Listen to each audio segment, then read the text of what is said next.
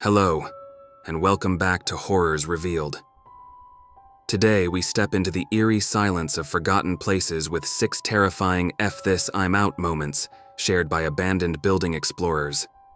Join us as we navigate through the shadows and stories of those who've encountered the inexplicable and terrifying, prompting an immediate retreat. Don't forget to like and subscribe if you enjoyed the video.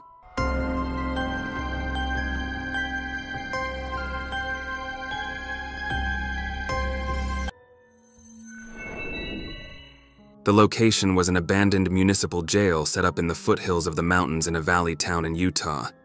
A fairly quiet area with a fair bit of history, and thus a lot of locations to explore. We were all college kids, ranging from freshmen to juniors, one of the latter being the type to barge into our apartment at 10 at night to invite us young and impressionable youths to go explore an abandoned prison. So, of course, my roommate and I say yes. When given the opportunity, what 18-year-old hopped up on reruns of X-Files wouldn't want to explore an abandoned jailhouse, especially one that was alleged to be haunted? We were stuffed 5 deep in his Mazda Protege within minutes and en route. Upon arrival, we were greeted with a very ill-lit and overgrown fence, which we breached via a decent-sized hole. The frontage of the place was odd, lots of glass and 60s modern design, but clearly untouched for decades, save for graffiti, broken bottles, dumped tires, and the like. The layout was similarly strange, practically built into the side of the foothills, 2 stories, but only the upper was immediately visible. The lower story was half buried into the hillside and half exposed by design, with an exercise yard fenced in at the bottom. We near the front entrance and find that it's chained tight, so we proceed around the side and down a narrow flight of exterior stairs to an entrance without a door. The older of us go first, the rest of us piling up outside the doorway to wait for his signal. After about a minute, we hear the sound of gravel crunching loudly, followed by the sound of our brave leader sprinting full blast. He runs out of the building and up the stairs, leaving the rest of us to follow suit or figure out whatever spooked him the hard way. We, of course, sprint after him. After we reached the fence, he looked at us and said he was about to walk through a doorway when a stick got thrown at him. He never saw who threw it, but it clearly wasn't something that could just happen without somebody doing the throwing, so he turned and ran without a second thought. We weighed our options. We halfway wanted to see what it was that threw the stick.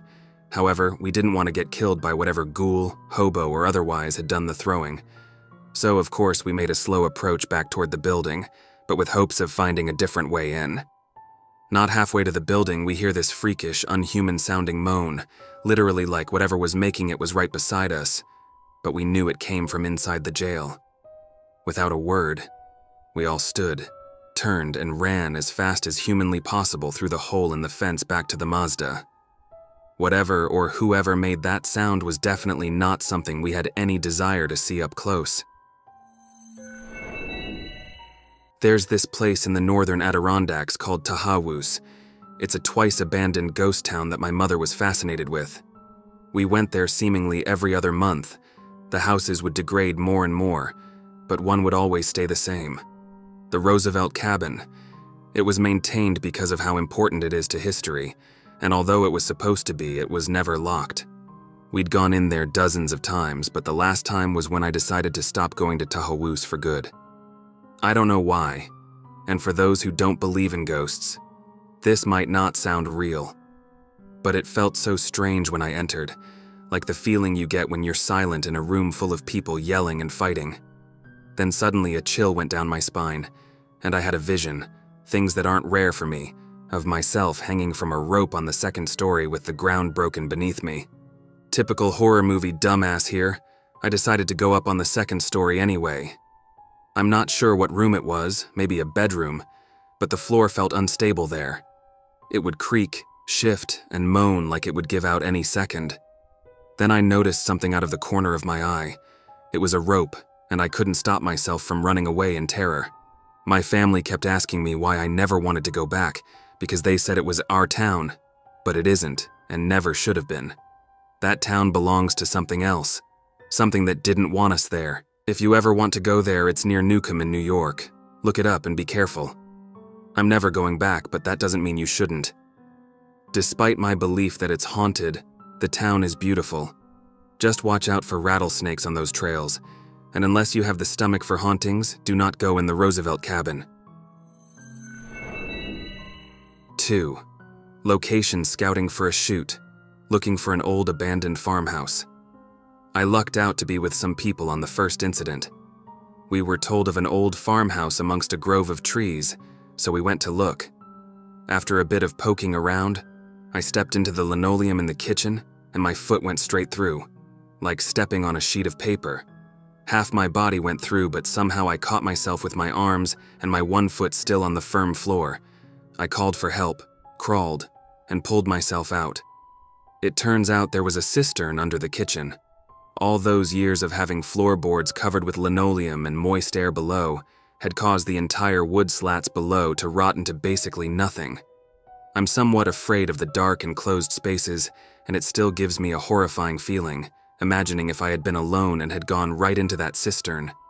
Imagine the state of the water, bugs, dead animals, and putrid water. I have no idea how deep it was. I sprained my ankle badly, but I considered myself lucky. The second was another location scout for a shoot, but not in abandoned houses. I was invited to a farmhouse on someone's property, their old house, which was mostly empty. I found the place and walked in alone. It had the feel of a 1950s four-story split but was renovated in the 1980s. Everything was fine until I got to the top floor. I was completely overtaken by terror for no logical reason. I'm a fairly smart and rational person. I can't explain this, but I felt I was in the presence of something evil, something that would completely crush me if it could. This sense of doom and dread hit me so hard that I ran down the stairs with my camera and out the door, hopped in my car and drove away fast. I parked at the top of the hill where I could still see the farmhouse. I looked at it, and I wanted to laugh at myself and dismiss it as my mind playing tricks on me. But I couldn't. It felt far too real. I got in my car and drove to the nearest town. I went into a gas station trying to forget the feeling and wondering if everyone could see it on my face somehow. I grabbed some bad food and went back to my car. I climbed in, sat down, and began to weep. I can't explain this. It was likely my mind or subconscious messing with me, but part of me is still convinced I encountered something awful that day. While exploring my grandpa's ranch, he stopped raising dairy cattle and milking them. He had roughly 100 dairy cows, about 16 years ago. He also used to breed and raise good ranch horses.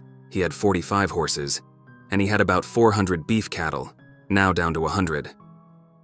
Since then, he has one horse left, a 24-year-old black gelding whom he used to rodeo on. His best friend is in horse form, which is why he hasn't ever sold him.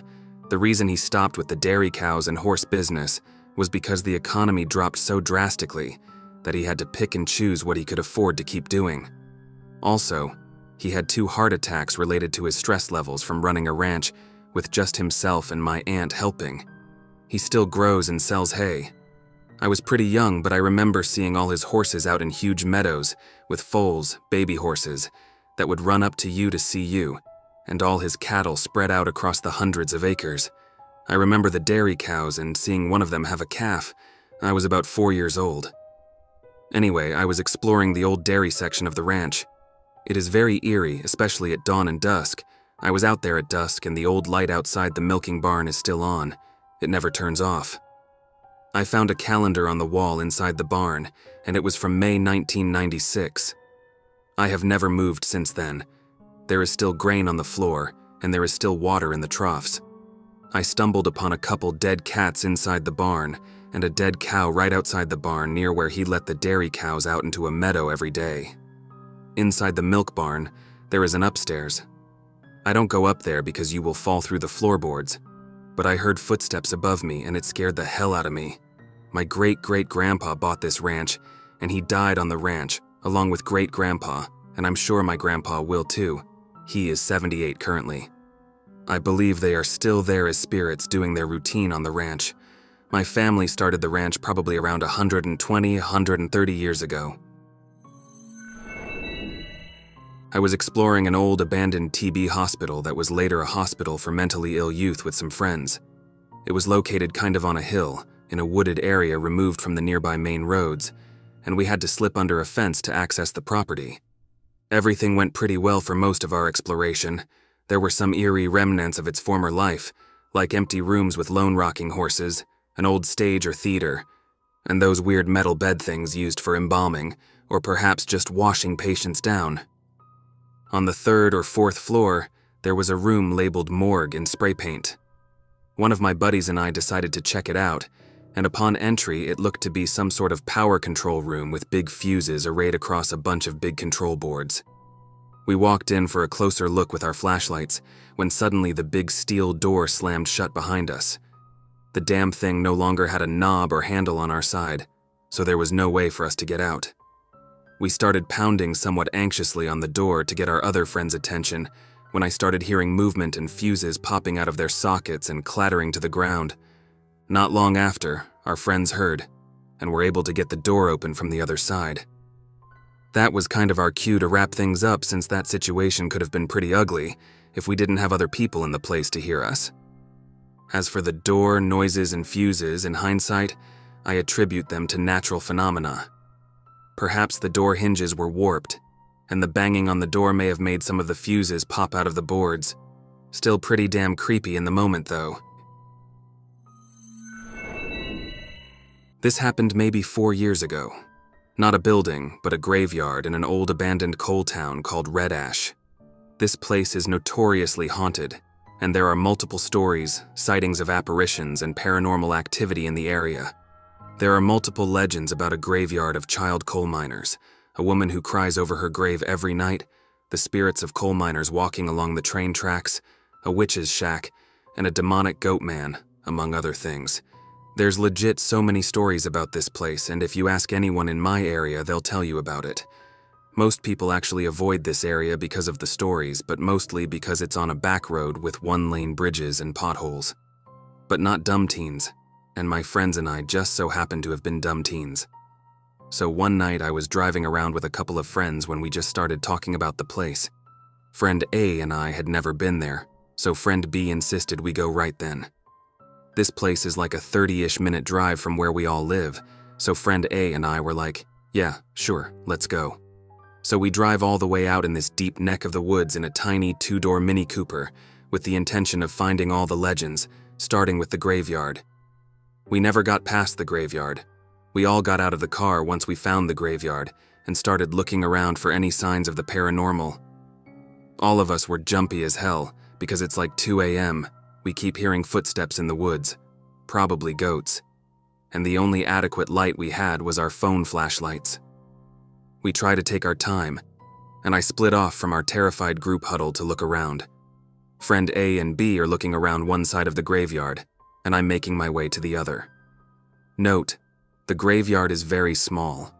We were maybe 20 feet from each other when we were roaming around. It was mostly us saying stuff like, "Found anything yet?" "Just this baby snake." "Ew, no, keep that over there." But then I noticed this set of 2 twin headstones that are very old, and the writing on them is weathered, but otherwise they are still standing. They were particularly interesting because they were twin stones, probably a couple. They were about 1 foot wide and 3 feet tall, both on one base, so these stones were close to 4 feet in height. Most of the stones were in-ground or very small headstones. As I said before, mostly the stones of children or the poor. I circled the base of the headstones, starting at the front. I come back around and begin to walk away when the left stone literally breaks in half and falls toward me. It hits the ground with a loud thump, which is what alerted me to the stone having fallen. It was a horizontal break, but these stones had no cracks, and I didn't touch the stones in the slightest. I jump, turn, and scream at the same time. Both A and B scream. O whips around to see what's going on, while B just guns it straight to the car. I also began running, grabbing friend A so B wouldn't decide to drive off without us. Friend B dives headfirst into the back seat from the passenger side. Friend A jumps into the driver's side, and I throw the front seat backwards and hop in while B's legs are still hanging out the door, now trapped between the seat and the door frame.